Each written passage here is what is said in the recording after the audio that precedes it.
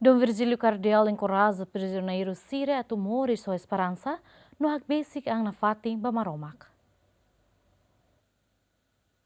Dom Virgílio Cardial do Carmo da Silva, SDB, terça-ne, halau cerimônia missa inauguração, ba Gruta Santo Antônio de Lisboa, no focrisma ba crismante atostolo ruanulo e a prisão becora. O crismante sirane se anulo recém-rito guarda prisioneiro.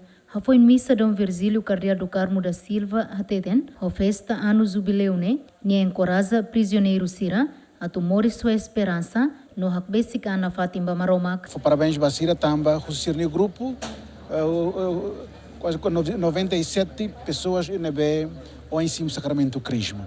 E nós o momento fora aqui nós, no bispo, contente pela mais sorocira, e qual é tão lhe foi rumo Basira, ele leu, encoraja na Fatim Sira, foi esperança Basira, e o momento da liga tu, ele estamos tendo na rotina jubileu da esperança renian hodna fona Fatim laramete Basira hodi hak basic ana Fatim Maroma e a situação ne Basira da enfrenta. Então momento fura aqui deu contente tamba siroto preparadia com liturgia to siracimo só que manifestamos onhare onsa sirasig maka saiba to liur hodi ako halo bem-vindo dança teve bater na outra turte teve quando ba sirne prepara só que nebe sir hakara que mos ato festeja muito festa Santo Antônio nian. Então unia obrigado e parabéns Basira e reza Basira a Sira no momento de saímos momento Basira rodar reflexão de